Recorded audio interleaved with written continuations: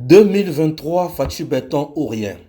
La princesse Adel Kaïndamaïna, nommée récemment coordonnatrice de la campagne ya Fachi Béton dans le territoire ya Sandoa, précisément dans la province ya Luanaba, chers compatriotes, ça n'a pas été facile. À la recherche de voix pour la Fachi Béton, elle a réélu enfin que vision à 145 territoires et continuer. Princesse Azola Laté, elle bat campagne dans les conditions les plus difficiles. Tolungwe na siège, bisoana tozana balabala, toke na cité ya Chimbalanga. Tokomi na cité ya Chimbalanga ipai wapi a Yambami Kitoko, bato bazo zelaye, ipai wapi atongaki église ya munene, bazo zelaye, message, enthousiasme na batu, apesi bango numéro ya voter, c'est le numéro 20, Fachi Béton, Félix Antoine Tshisekedi Tshilombo, les Josué de la République démocratique du Congo. Chers compatriotes, totiki sikoyo maye matali mituka. Tozui nzela difficile, c'est le chemin ya sacrifice. Totiki mituka, princesse amati na moto et tout le monde bamati na ba moto. Tobandi kuya na ba moto, tobandi kuya na ba moto, nzela. Mutumoko mibale misatu princesse azo lekate, azo telemakaka, azo pesa message ya Fachi Béton, azo kabolela bango biloko watambola kinango, azo sunga bango, azo yoka bango, azo te ya Fachi Béton toujours. Nase ya mbula muke, mbula ekomaka makasi te, mbula ekomi makasi. Mbula ekomi makasi à tel point que ekomaki ba mai mususu bobo tambola yango difficile. Bozo tambola, bozo lekana ba mai. Ekomi na ba moment oyo po osala likambo ekomi impossible. Chers compatriotes, pour faire vivre la réalité, surtout ceux qui nous suivent à travers Tango et Coquille officiel en plein cœur de Lualaba, Mama Kaïda, Kaneza, Bissora Nakati ya Mai, tous autres traversés, parce que pour les athées, à Wapu Lualaba. Au-delà des Kolesi, voilà la réalité du Soban, donc on va faire des accomplissements. À suivre, direction Kafanko. Bamemi, princesse Adel Kaïndamaïna, na Mukongo. Ministre d'État, Bamemi na Mukongo. À l'obi pour na Fachi Béton, j'accepte toutes les conditions et tous les sacrifices possibles. Bamemi na Mukongo, ministre d'État. Mai ezosuka na loketo, koma kokatisa yango. Bamemi na Mukongo. Esika mususu amati na boatu. Bana ya 5, 10 ans, 13 ans, 15 ans, moto bazo kumba boatu. Amati na boatu. Tozoya na boatu. Tokomi bisika, aleki. Aleki na boatu. Tozu lisusu ba moto. Mai tellement eleki na balabala, mai ebomina ba moto esali nini ekufi. Qu'est-ce qu'il faut faire? Abandonner ou continuer? Chers compatriotes, j'ai connu des gens, mais princesse Adel Kaïndamaïna n'abandonne jamais. Intègre, efficace, combative. Elle est toujours là, décidée pour Asala Moussala Kendenango, Kino Nasuka. Elle soutient Félix Antoine Tshisekedi Tshilombo avec son cœur, avec son intelligence, avec sa force et avec son Dieu. Oui, elle n'a pas abandonné et obligé Yakosala Makolo. Pour une distance de plus de 20 km à pied sous la pluie, une forte pluie, la nuit vers 23 heures. Oui, il faut le faire. Il faut avoir le sentiment patriotique. Il faut garder le sacrifice ya boye na motema. Princesse, ba caméra ekufi biso, mai eleki, oku filmer ndenge nini, ba risque ya ba mai ba nyoka makambo ebele. Princesse atali makambo nyonso wana te.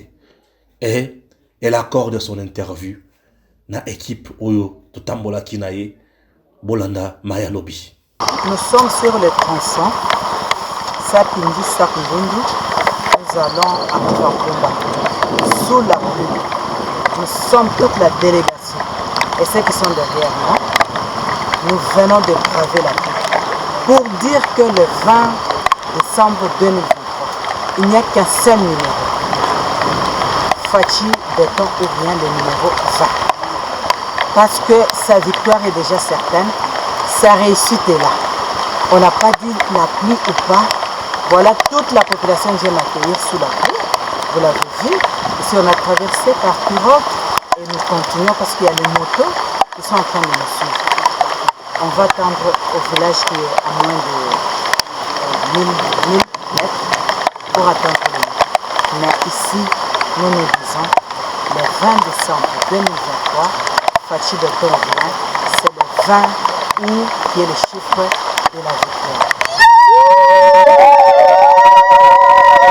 Malgré sa princesse assez fatiguée kagate, tokomi na Kafankumba mission. Kafankumba mission, eza epai wapi akendaki ko réhabiliter une église, c'est-à-dire l'église catholique, qui a déjà vu il y a à peu près 98 ans. Après 98 ans, cette église, ils ont réhabilité les sous-soutés. Karo ezangaki, et comme on dirait, et sika ya bangulu, mais bisika ya kosambela nzambe, princesse alobite, ngai na yebi monene na nzambe, bakoki kosambela nzambe na bisika ya mabete.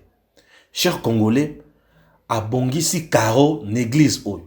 Souvenez-vous, na voyage na biso la fois passée, na lakisaka bino ndenge église zalaki. Ba fissure nyonso zaki na mur, ba bongisi yango. Ba bongisi toiture ya église. Une messe a été dite. Tous les croyants, tous les fidèles, ba bondeli po na princesse, ba lobi nzamba pambola ye, nzamba pambola Fachi Béton le numéro 20, Félix Antoine Tshisekedi Tshilombo, nzamba pambola princesse Adèle Kayinda Maïna.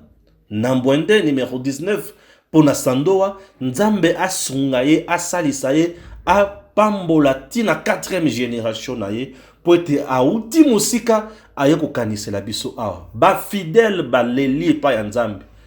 Balobi biso toko voter Fachi Béton, biso toko voter yo, biso toko zala toujours sima ya Fachi Béton pour être nzambe ya Fachi Béton, nzambe na yo aye ko visiter biso. Ba fidèle ba sepeli, ba sali prière, action de grâce, makambo ebele princesse, toujours concentré na campagne ya Fachi Béton pour être souci ezalaki nini. Fachi Béton ale kakaka, président de la RDC pour la deuxième fois pour ba Congolais ba savourer bonheur na makambo manso ya malamu pour na Congo. Chers Congolais, ce n'est pas tout. Nous sommes à Kafankumba mission. Tolongwe Kafankumba mission, tokitima muke. Toujours là, à quel lisusu une église méthodiste unie. Et pas wapi atonga ki lisusu. Elle a construit encore cette église. Dans la Kisakabino église oyo bato bandaki kozana pas si pour basambela. C'est cette église et pas wapi le Karo, mira kitoko, d'instruments, makambo so kitoko et asali action de grâce naye, bato ba sepeli, bato ba bondeli po naye, ba lebi Fachi Béton ou rien. Tolongwe Kafankumba mission. Tokei avant tokoma na Kafankumba poste. Nous sommes sur la rivière Lweo. Cette rivière abandonnée à son triste sort. Cette rivière est comme un vrai casse-tête entre les habitants. Il y a Kafankumba mission, na Kafankumba poste. Chers Congolais, pont o ezalaki awa na lakisaka bino ezalaki impraticable. Pont moko ya pasi moyen oleka ezate na pont oyo. Mais tala lelo tango princesse azwa décision ya ko bongisa pont, lelo pont est commis praticable. Pont est commis mutu nyonso koleka na mutu ka kitoko, bato bakoleka kitoko, ba mama lelo baza sona pasité, bilenge baza na pasité, ba papa baza na pasité, bana bazokende kotanga na Kafankumba mission, baza lisusu na pasité grâce à la ministre d'État princesse Adèle Kayinda Maïna. Alobi na komi ministre d'État, naza député national, naza notable ya kwanyos oyo, je ne peux pas laisser bande konangai ba souffrir. Et le fait au nom et pour le compte ya Fachi Béton a tei bango. Abiso bango Fachi Béton de muto apesi biso confiance. tout ça la makambo. On ne peut pas abandonner Fachi Béton. On doit élire Fachi Béton. Chers Congolais, c'était fantastique. Tolungwe na Kafankumba, mission to l'équipe pont oyo na la Sabino. Toki komi na Kafankumba poste, batu bayambiye ebele na Kafankumba poste.